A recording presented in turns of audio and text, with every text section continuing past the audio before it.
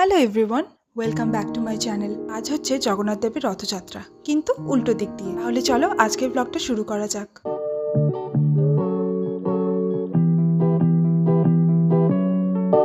এখন বিকাল গড়িয়ে সন্ধে নেমে গেছে। মা, ভাই, আমি ও ছোট দাদু চারজনে মিলে আজকের এই উল্টো রথের মেলা দেখতে এসেছি। আন্দুলের রথতলা ও আমবাগান দুটো জায়গা মিলিয়ে এই রথের মেলাটা বসেছে।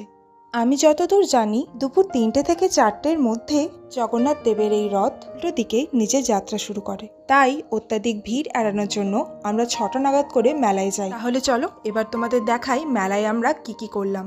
রথের ঠিক উল্টো দিকেই বসেছিল ছোট্ট একটা ঘুগনির দোকান। আর এই যে আমার ভাই ঘুগনি লাভার, ঘুগনি খেতে এতটাই ভালোবাসে যে 365 দিনে 3 বেলা যদি ওকে ঘুগনি দেওয়া হয় ও তাই চুপচাপ খেয়ে নেবে। ঘুগনির দোকানে ঠিক উল্টো দিকেই বসেছিল এই কুলফির দোকানটা। দুই ভাই বোনে দুটো কুলফি খেয়ে এবার আমরা রথতলা থেকে আমবাগানের দিকে যাচ্ছি। আজ অনেক বছর পর এই রথের মেলায় আসা। রাস্তার দুদিকে প্রচুর দোকান বসেছে, বিভিন্ন রকম খাবারের ছোট ছোট দোকান বসেছে। এছাড়াও রান্নার বাসনপত্র, জামা কাপড় আর ছোট ছোট অ্যাকোয়ারিয়ামের মাছও পাওয়া যাচ্ছিল।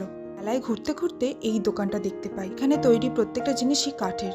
আমি এখান থেকে একটা চিরুনি কিনি। তারপর দুপাশের প্রচুর দোকান দেখতে দেখতে আমরা আমবাগানের মেলার দিকে এগোতে থাকি।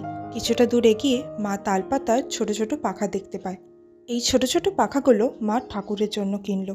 আমবাগানের ঠিক ভিতরে এই কাকু ঘটি গরম বিক্রি করছিল। ভাই আর আমার দুজনেরই ঘটি গরম খুব প্রিয়। আমবাগানের মেলাতে ওই বড় নাগরদোলা ছাড়া সমস্ত রকম রাইড বসেছে দেখছি। মেলার অন্য দিকটা যতক্ষণে দেখছিলাম ততক্ষণে এদিকে আমাদের ঘটি গরম তৈরি হয়ে গেছে। এই ঘটি গরম খাবার অভ্যাসটা আমার দক্ষিণেশ্বর থেকে শুরু হয়েছিল। দক্ষিণেশ্বরে ঘটি গরমে কিন্তু ঝুড়ি ভাজাগুলো বেশ গরম থাকতো, কিন্তু এখানে সেটা নেই। মেলার মধ্যে আমার ভাইয়ের জন্য আরেকটা আকর্ষণীয় জিনিস হচ্ছে এই বন্দুকের গুলি দিয়ে বেলুন ফাটানো। আমিও ছোটবেলায় বায়না করে এই বন্দুকটা হাতে নিতাম। কপাল খুব ভালো না থাকলে আমার দ্বারা একটাও বেলুন ফাটতো না। আর অন্যদিকে আমার ভাই প্রতিটা মেলাতে এটা দেখতে পেলেই বায়না করে, কিন্তু কম করে একটা হলেও বেলুন ফাটাতে পারে। আজকে এখান থেকে এই চামচটা জিতেছে। আগের বছরের রাসের মেলাতে এসে ও একটা চিরুনি জিতেছিল। এরপর মেলার মধ্যে ঘুরছিলাম আরো টুকটাক কিছু কিনবো বলে। এই দোকানগুলোতে অত্যাধিক ভিড়। এই ভিড়ের মধ্যে আমার মায়ের দম বন্ধ হয়ে যাচ্ছিল আর শরীরটাও খারাপ লাগছিল। তাই মেলার মধ্যে বেশি না ঘুরে আমরা বেরিয়ে আসছি। দুপুরের দিকে খুব বৃষ্টি হবার জন্য এই সামনেটা খুব কাদা হয়ে আছে। তাই আস্তে আস্তে পা ফেলে বেরিয়ে এলাম। এই মেলা থেকে বেরিয়েই নজরে আসে এই লস্যির দোকানটা। আমার জ্বর সর্দি হয়েছে, কিন্তু তাও খুব খেতে ইচ্ছা করলো বলে এখানে 2 গ্লাস অর্ডার দিলাম।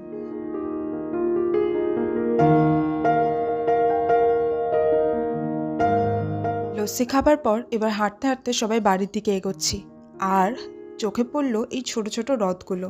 রথের দিন আমরা তারাপীঠে ছিলাম বলে এবছর আর ভাইয়ের রথটা সাজানো হয়নি। তোমরা যদি কেউ তারাপীঠের ব্লগটা না দেখে থাকো, আমি লিঙ্কটা ডেসক্রিপশনে দিয়ে দেবো, সেখান থেকে দেখে নিও। ফেরার পথে এই দোকানটা থেকে আমি আর ভাই দুজনে মিলে ফুচকা খাই। এটা হচ্ছে আমাদের পাড়ার একটা কাকুর দোকান। শেষে আবার গলা ব্যথা নিয়ে আরও একটা আইসক্রিম খেয়ে ব্লগটা এখানে শেষ করছি। দেখা হচ্ছে তোমাদের সাথে পরের ভিডিওতে। বাই।